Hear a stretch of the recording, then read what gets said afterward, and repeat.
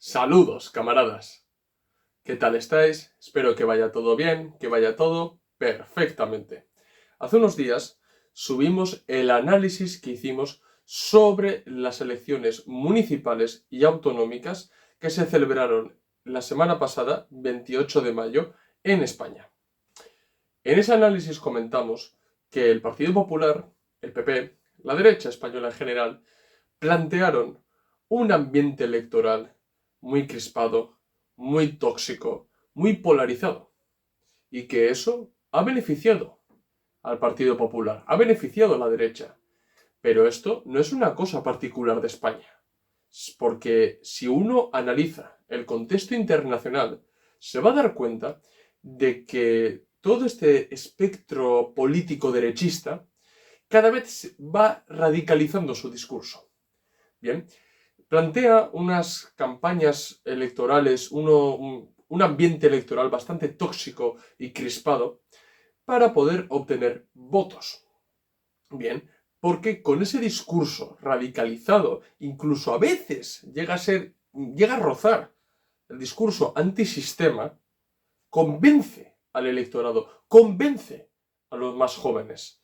Y eso lo estamos viendo como cada año aparecen nuevos elementos sumamente derechistas, procapitalistas, muy reaccionarios, como puede ser mucha gente del ambiente libertario, que con ese discurso muy radical, muy populista, y a veces llega a rozar el discurso antisistema, acaba convenciendo al electorado y sobre todo al electorado más joven.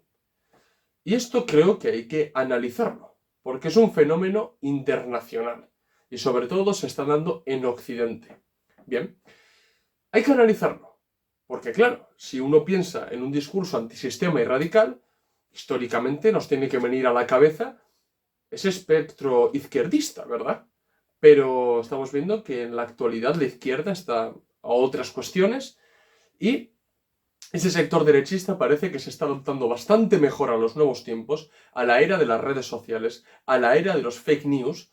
Se está adaptando muy bien y se está viendo toda esa oleada reaccionaria derechista que se está dando en la mayoría de los países de Europa y Norteamérica. Bueno, y también América del Sur. Así que, bueno, en este vídeo os quiero hablar sobre ese supuesto discurso radical antisistema que está teniendo estos últimos años la derecha más reaccionaria y analizarlo por qué se da esto y cuál es la autocrítica que tenemos que hacernos los comunistas. Así que vamos con el vídeo. Esto es Red Planeta. ¡Comenzamos!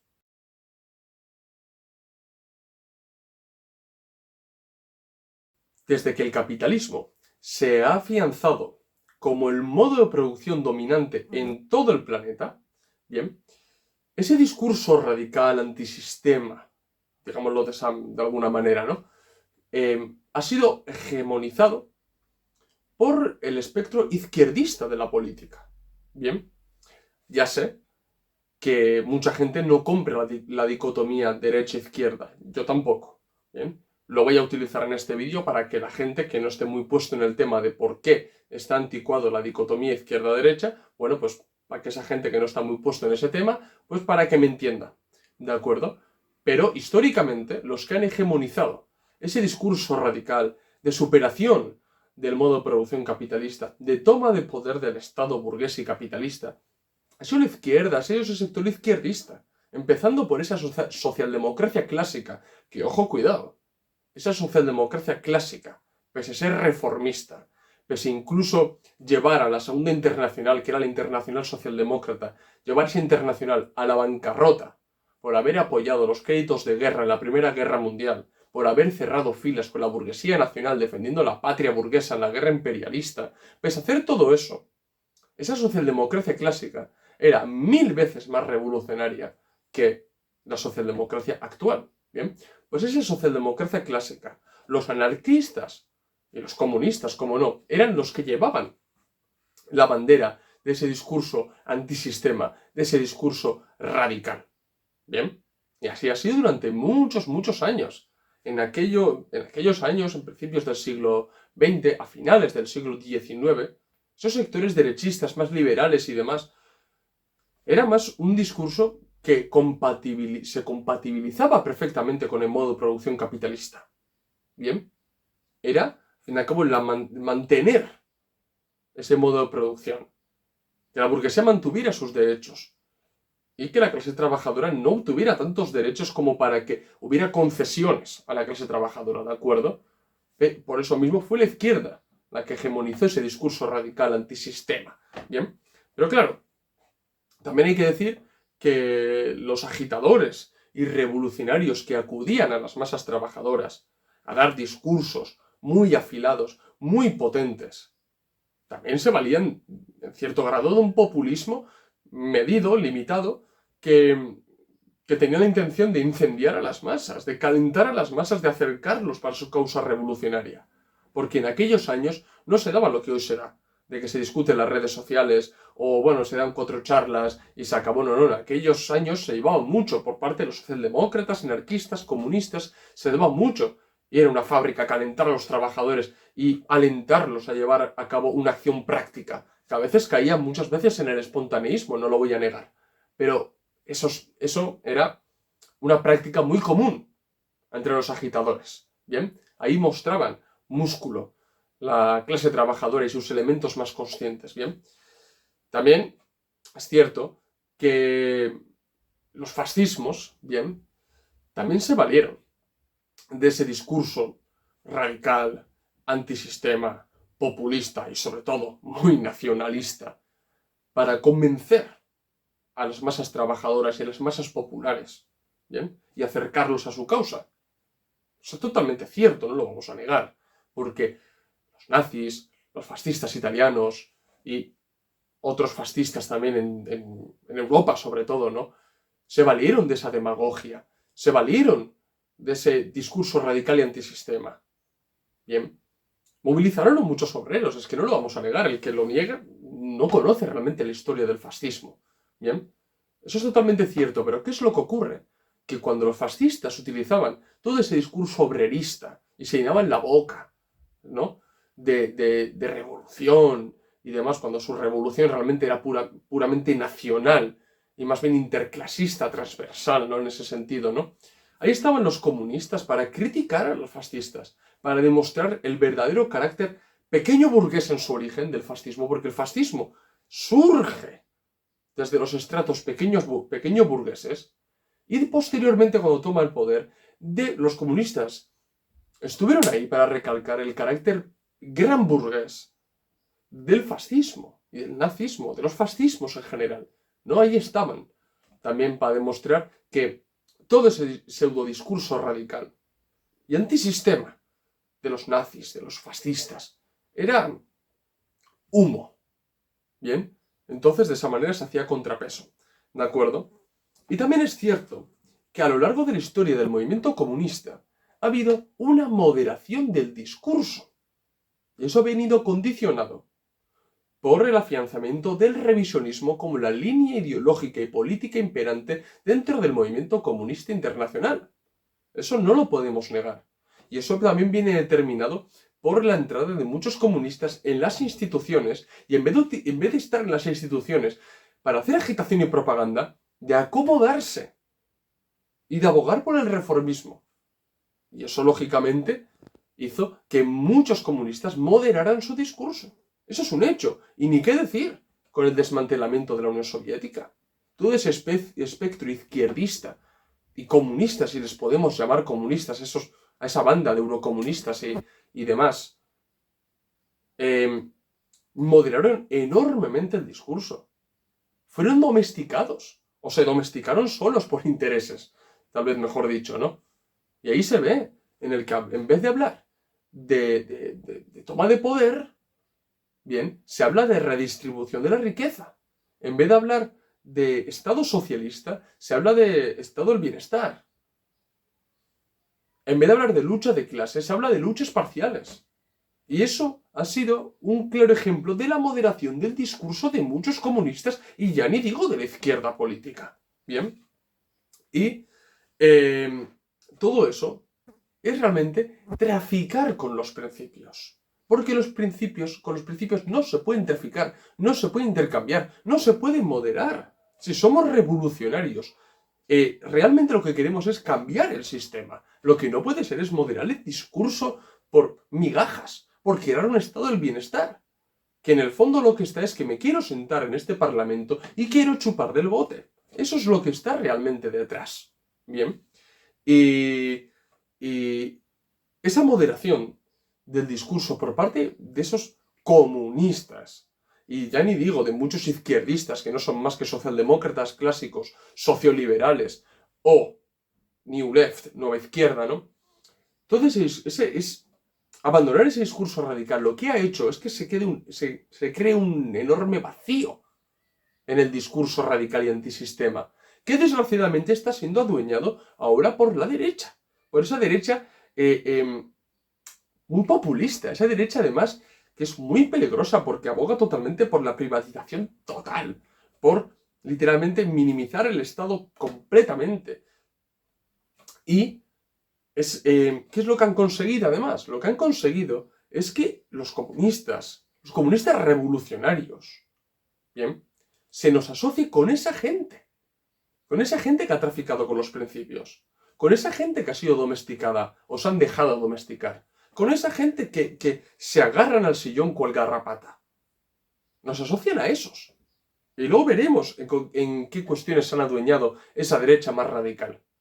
Pero yo puedo decir personalmente, y partiendo de mi experiencia personal con el canal, es que cuando un derechista, un libertario, incluso fascistas, que viene al canal a insultar, literalmente a faltar el respeto, bien, sin apenas haber visto ningún vídeo mío, se cree que defendemos a Podemos, que defendemos el partido de Yolanda Díaz, Sumar.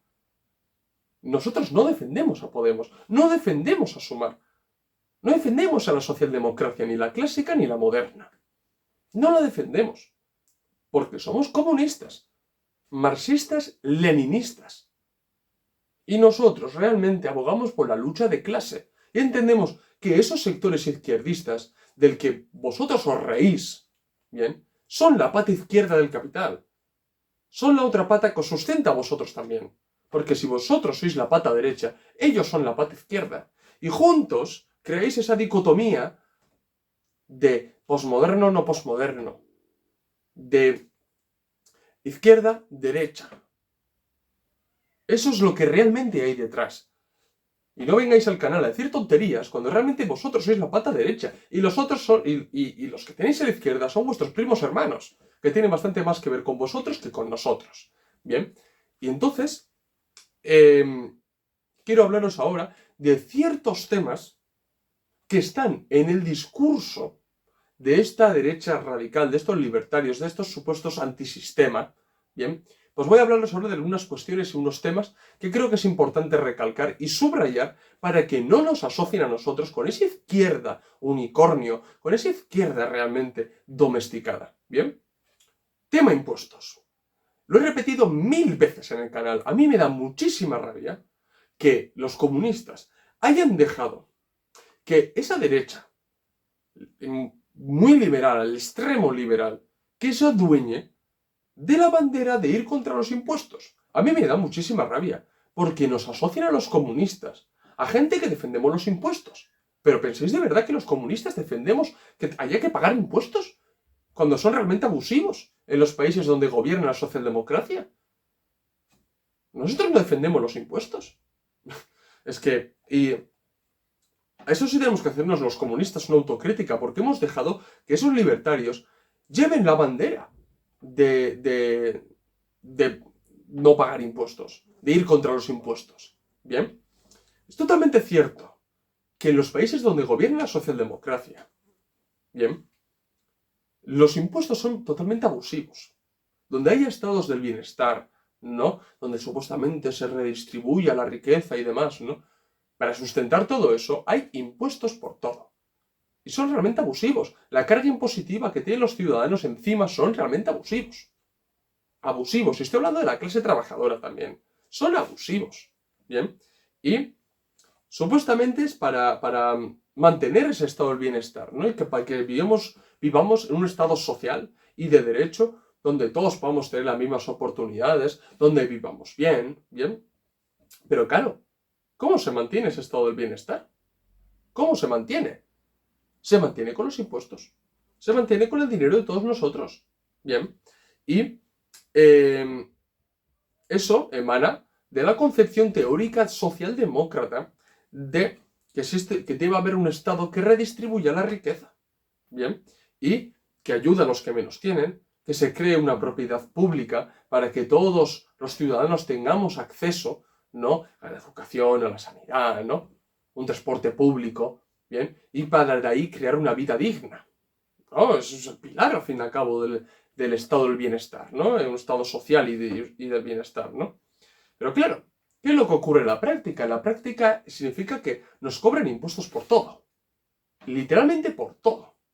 Y no nos cobran impuestos por respirar porque sería ya extravagante, la verdad. Pero si pudieran lo harían. Bien. Y nos venden la moto que el pago de esos impuestos es para mantener el estado del bienestar. Y teóricamente es así. Teóricamente. Bien. Y para mantener ese estado del bienestar, para mantener la propiedad pública, para sacar adelante esas políticas progresistas, ¿no? Subvenciones, ayudas y demás. Pero ¿qué es lo que ocurre? ¿Qué es lo que ocurre? Lo que ocurre es que los trabajadores, por ejemplo, cuando van a pedir esas ayudas, porque hoy en día se da la anomalía de que muchos trabajadores no llegan a fin de mes. No hay algo más triste que una persona trabaje y además no le llegue. No hay nada más triste en la vida que eso. Porque uno está vendiendo su fuerza de trabajo absolutamente para nada, para que no le llegue. Si uno vende su fuerza de trabajo, tiene que ser para mantener ese mínimo de subsistencia. Eso por lo menos. Por lo menos. Eso es lo mínimamente decente en un país que tenga un estado de derecho y estado del bienestar, ¿no? Bien. ¿Qué es lo que ocurre? Que los trabajadores pueden pedir ayudas. Y hay una excesiva burocracia. Papeleo por aquí, papeleo por allá, porque no me has traído esto, porque necesito el empadronamiento, necesito el libro de familia, necesito tal. Y todo burocracia. Necesito el DNI digital, necesito lo otro. Y le hacen a personas mayores a llevar con el DNI digital cuando no tienen ni puñetera idea cómo funciona todo este mundo digital, ¿no? Y cibernético. Claro, ¿qué es lo que ocurre? Que lo que consiguen con esa excesiva burocracia, porque la burocracia forma parte de esa dominación a la clase trabajadora por parte del Estado burgués, lo que consiguen realmente es que la gente se canse. Y diga, vea, pues ¿sabes qué? Que le den por culo la ayuda. Consiguen eso, literalmente. O no sé, o ven, por ejemplo, que le venden la moto, que es con el pago de los impuestos lo que se hace es mantener la propiedad pública, y la propiedad pública lo que se está haciendo literalmente es destrozarla. Destrozarla. No se les paga a las limpiadoras, se les trata mal a las enfermeras, en la atención primaria es pésima, y lo que están haciendo con eso es crear las justificaciones objetivas, la argumentación necesaria para emprender la privatización de la sanidad pública, que se está dando poco a poco. Porque la gente, si va a pedir una cita para traumatología o me da igual para qué, y le dan dentro de un año, ¿para qué le vale eso? Eso es de pésima calidad. Y acaba haciendo que la gente, que tenga, bueno, un mínimo, no mucho, pero bueno, no tenga problemas para llegar a fin de mes, ¿no? Pues se vaya a la privada, creando la justificación material y objetiva para emprender la privatización. Porque claro, luego la izquierda no tiene lo que hay que tener para decir, lo privatizo, no, luego viene la derecha y lo privatiza. Ese es el juego político. Y en eso consiste el desmantelamiento práctico del estado del bienestar. Porque luego mucha gente, no votéis a la derecha porque va a emprender la privatización. Pero ¿quién está destrozando literalmente la sanidad pública en muchas comunidades autónomas? ¿Quién lo está haciendo? Dirán, no, porque las competencias están en las comunidades autónomas, bien, y el Estado lo permite, y el Estado no está actualmente el PP. Está el PSOE y Podemos. Y lo permite, por ejemplo, que en Madrid se esté destrozando la salud pública. La sanidad pública, perdón. Claro. Luego vendrá la derecha y lo privatizará de facto, lógicamente que sí, pero ¿quién lo está destrozando? He ahí, realmente. Entonces, ¿a dónde quiero llegar?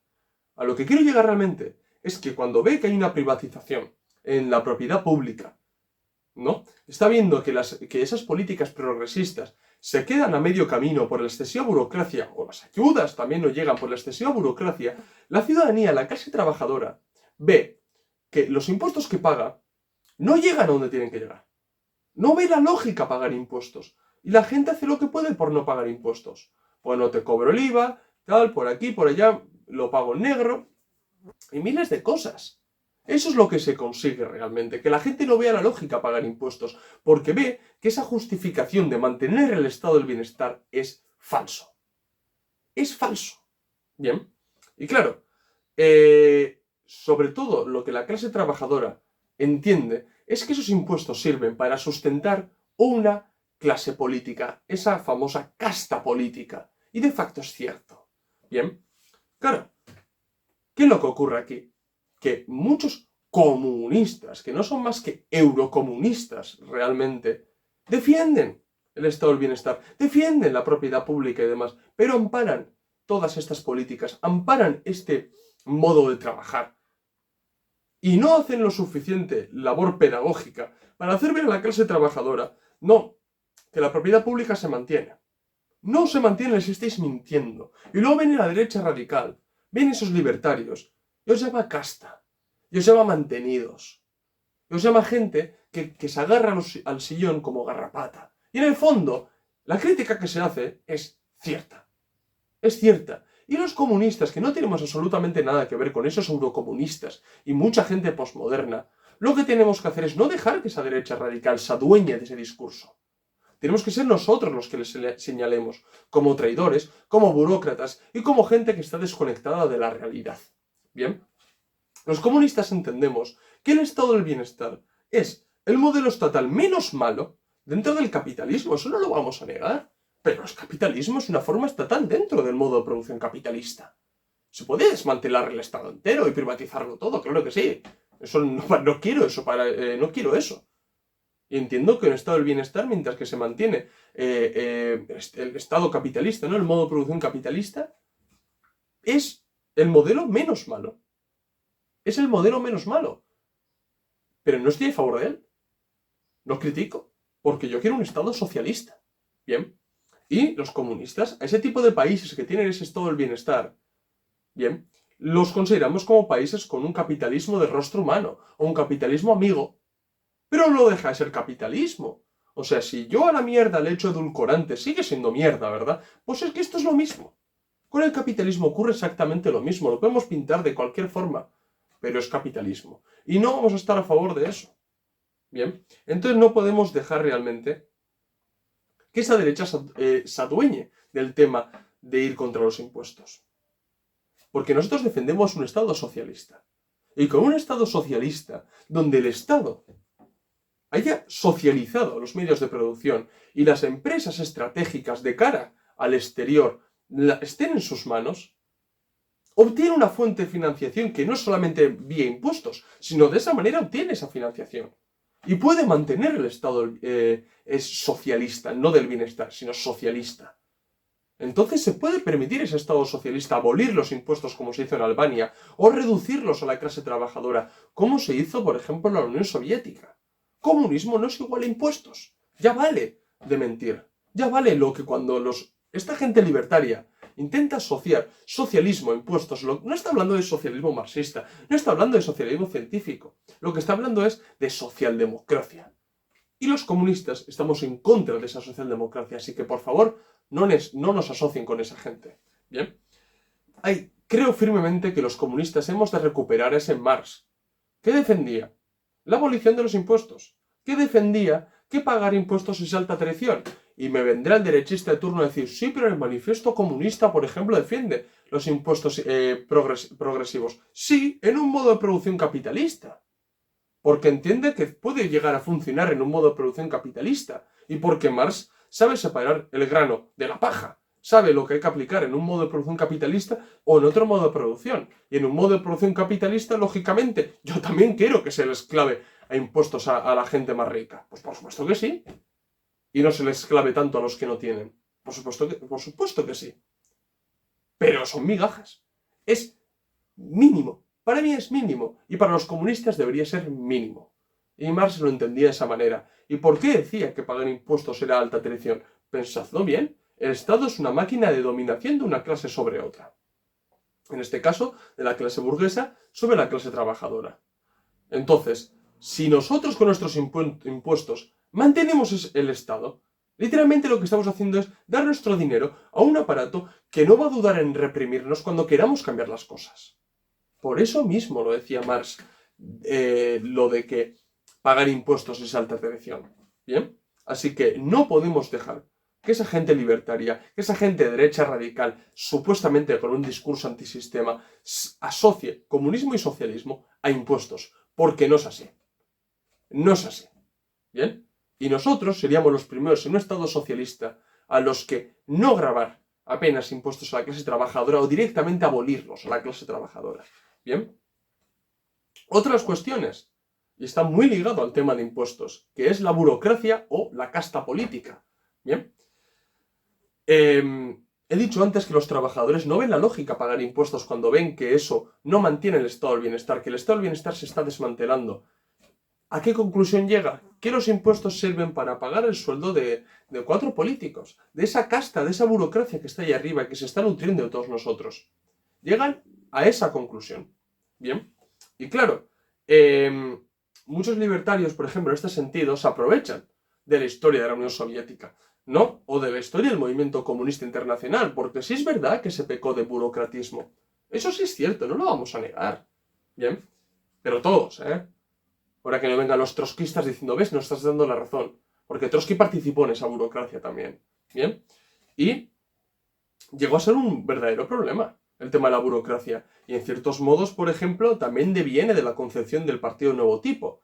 Porque si hay una deformación en el Partido Nuevo Tipo, porque el Partido Nuevo Tipo se basa en unos revolucionarios profesionales que trabajan para dirigir a la clase trabajadora para tomar el poder, si hay una deformación de esa manera, es muy fácil que se cree un paternalismo por parte de estos revolucionarios profesionales de cara a la clase trabajadora, o que hay una desconexión de la realidad de estos revolucionarios. Y de ahí surge la burocracia una vez tomado el poder. Eso hay que tenerlo muy en cuenta. Bien. O, por ejemplo, en la URSS de Stalin, ¿hubo burocracia? Por supuesto que hubo burocracia. Y en los años de Lenin. Y, como he dicho, Trotsky participó en esa burocracia. Luego, cuando no le convino, lo criticó. Pero, por ejemplo, Stalin se dio cuenta de ello. Se dio cuenta de la burocracia. ¿Y qué fue la lucha por la reforma democrática de Stalin? ¿Qué eran las propuestas de Stalin de separar el partido y el Estado? Para de esta manera la gente... mejor dicho, los mejores elementos de la clase trabajadora pudieran afluir tanto al Estado o al partido por sus aptitudes y no por hacer carrera dentro del partido. ¿Qué era esa lucha por la reforma democrática? Claro, bien. También, actualmente los libertarios lo que intentan asociar es el socialismo a la burocracia, para vender un socialismo burocrático. Bien, y para decir literalmente de que si los socialistas, los comunistas tomarían el poder, lo que harían sería concentrar el poder en ellos, vivir de toda la clase trabajadora. Eso es lo que pretenden hacer creer a los trabajadores, y no es así.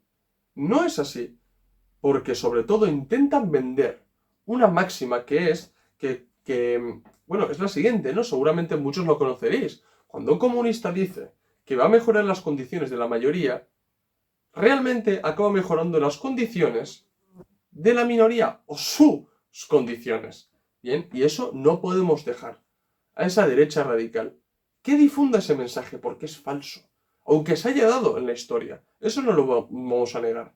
Porque ha habido mucha gente que ha tenido una jeta, pero de hormigón. Pero lo que tenemos que hacer realmente es enseñar en qué consiste el socialismo, enseñar realmente qué es lo que defendemos los marxistas-leninistas, porque no nos tienen que asociar a esos que se han aprovechado de los trabajadores. Entonces, ¿existe una casta política? ¿Existe una burocracia actualmente? Por supuesto que sí, pero no existe porque haya socialismo. Existe porque los partidos socialdemócratas, esos izquierdistas, bien, que mucha gente llama socialistas o incluso comunistas a gente de Podemos, no son ni socialistas ni comunistas. Son gente que está desconectada de la realidad. Son gente que ha hecho carrera en la política y se ha sentado ahí para vivir del cuento. Bien. Y lo venden. No, es que los impuestos sirven para mantener ese estado del bienestar, para mantener la propiedad pública porque es de todos, ¿no? Y luego se está privatizando y luego realmente se montan chiringuitos o viven literalmente de esos impuestos esa gente. Claro que hay casta política, eso hay que denunciarlo. Por eso mismo digo que no podemos dejar a esa derecha radical que se adueñe de ese discurso. Bien, no podemos dejarla porque los revolucionarios lo que queremos es cambiar las cosas. Queremos superar el estado actual de las cosas. No estamos a favor de este estado del bienestar. No estamos a favor de la socialdemocracia. Queremos cambiarlo. ¿Bien? Y queremos que se mejoren realmente las condiciones de la clase trabajadora, pero junto con la clase trabajadora, no desconectada de la clase trabajadora. ¿Bien? Claro, los políticos que actualmente participan en las democracias burguesas están totalmente desconectados de la realidad. Pero totalmente, además. Y efectivamente viven del erario público y de los impuestos que pagamos todos nosotros. Bien, claro, muchos de ellos no están siquiera en la política por sus aptitudes o por sus dotes. No, están porque han hecho carrera en el partido o porque el primo de no sé quién la ha metido en el partido. Por una tradición familiar. Y han ascendido en el partido y ese partido le irá bien. Le irá bien, me refiero a que gobierna y toma una concejalía aquí, como diputado aquí, y acaban viviendo de la gente. Y normalmente esas personas no tienen ninguna carrera por detrás, solo la que han hecho dentro del partido. Esa gente no tiene dónde caerse muerta después de la política. Y por eso mismo se agarran cual garrapata al sillón. Y no quieren soltarlo. Y se desesperan. Efectivamente que se desesperan porque no tienen a dónde ir. Bien. Y claro, luego entran empresarios, entran profesores de economía, economistas, al juego político y les critican estas cosas. Sobre todo cuando estos empresarios y demás son parte de esa derecha radical, de ese movimiento libertario, ¿no? Les critican a los políticos, a muchos políticos, de que están haciendo carrera de política partiendo del partido, de que está viviendo de la gente porque no sabe a dónde ir si se le termina el chollo, si se le quita su escaño. No saben a dónde ir, es que eso es cierto. Pero claro, es que estos empresarios y esta gente, estos economistas, sí tienen detrás negocios fuera de toda la política. Y pueden permitirse decir todo eso. Pero no dudéis que sí colocarían a sus primos, amigos y demás. Porque para eso está la democracia burguesa realmente. Bien. Entonces, ¿cuál es la conclusión? De que no podemos dejar tampoco a esta derecha radical que lleve la bandera del antiburocratismo. Porque los comunistas también estamos en desacuerdo con la burocracia. Y si no, mirar la reforma democrática que propuso Stalin en el 36 o leer El Estado y la Revolución de Lenin. A ver qué propone para evitar esa burocracia. Y una de las medidas que da Lenin es que un funcionario, por ejemplo, no pueda percibir mucho más que el sueldo de un trabajador. ¿Para qué? Para que sepa realmente cómo es la vida del trabajador y no se desconecte y no se cree esa especie de aristocracia obrera, ¿no? Ese funcionariado, mejor dicho. ¿Bien? Y ya para terminar, el posmodernismo y el cosmopolitismo. Es totalmente cierto que en los últimos 5 años, una década, digámoslo, hay una ofensiva total, posmoderna, neoliberal, pero sobre todo posmoderna, desde Occidente. Bien, y concretamente desde Estados Unidos. Bien, en la mayoría de los países occidentales se ha impuesto las luchas parciales. Bien, se ha infundido la idea de que somos todos ciudadanos del mundo, de que pertenecemos al mundo, ¿no? Y claro, los políticos izquierdistas han abrazado completamente esa idea. Es que la han abrazado. Lo que he dicho antes, el discurso radical se ha abandonado y se ha creado un vacío que ha sido adueñado por la derecha. Y estos políticos izquierdistas han cogido las ideas posmodernas cosmopolitas. ¿Bien? Y claro, esto provoca una reacción derechista, una reacción nacionalista incluso. Pero no solamente en ese sector, en la clase trabajadora también. E incluso en los comunistas. ¿Bien? Y yo lo voy a decir muy claro, hay ciertas cuestiones parciales de las que hay que hablar. Pero no se les puede dar semejante bombo. O sea, y sobre todo lo que no se puede hacer es hablar de ciertas cuestiones que representan al 0,5, 1, 5% de las sociedades capitalistas y no hablar realmente de lo que hay que hablar, de las cosas de comer, del trabajo, de la lucha de clases. Eso es lo que no se puede hacer. Y eso es un pecado. Y eso es lo que ha hecho toda esa New Left, esa socialdemocracia que no es más que socialliberalismo. Y los comunistas lo que tenemos que hacer realmente es no dejar que nos asocien a ellos. ¿Bien? Una vez más, esto deviene completamente de la desconexión de estos políticos izquierdistas de la realidad de los trabajadores. ¿Bien? Que estos políticos actuales, ¿no? Intentan pasar todo este posmodernismo como algo progresista, como políticas súper progresistas, cuando realmente lo que están haciendo es poner en primer plano tesis, concepciones, movimientos que son perfectamente tolerables por el modo de producción capitalista.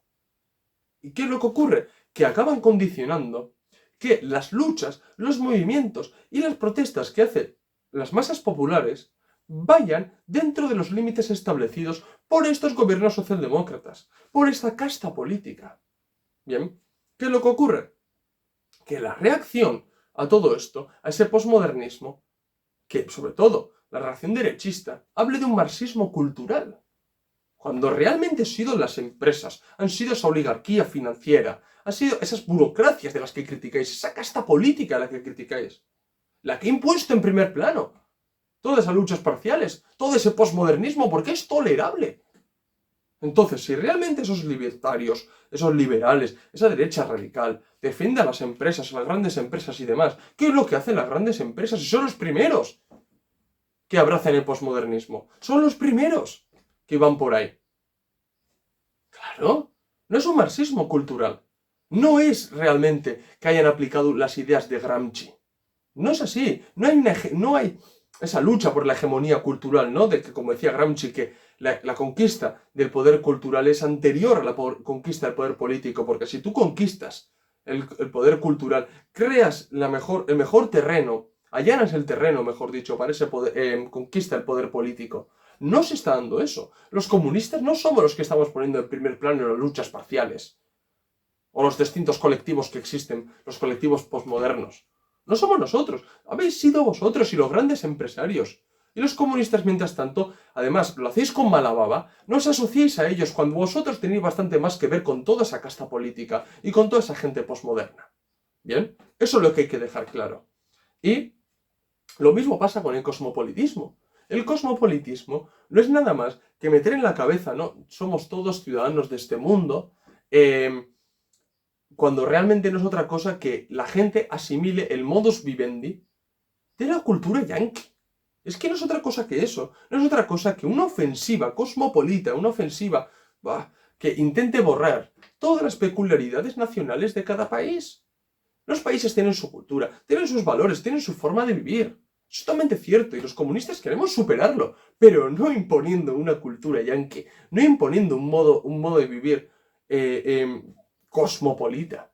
No queremos eso, no queremos eso. Los comunistas entendemos que esas culturas nacionales, esos valores nacionales y demás, devienen de un desarrollo histórico, cultural, sociológico incluso de cada país. Y que hay que tenerlos en cuenta. Y creemos además que todas estas cuestiones, valores, tradiciones, culturas, van a ser mejoradas con el socialismo. Porque el socialismo tiene en cuenta todas esas condiciones nacionales. Bien. Pero realmente los trabajadores toman como un ataque cuando ven esa ofensiva cosmopolita. Porque ven que toda su cultura, todo lo que tiene que ver con su país se borra. Eso es contraproducente.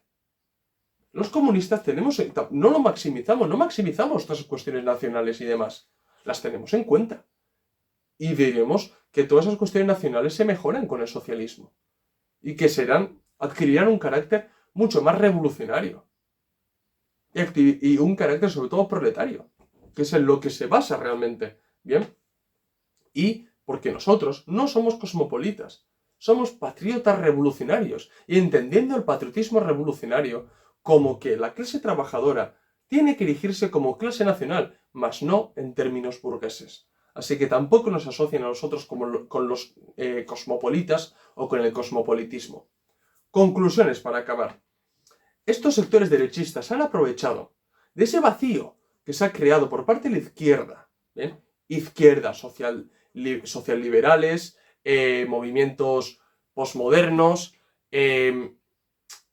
por parte de todos estos movimientos que pertenecen a esa casta política, que son la pata izquierda del capital, ¿bien?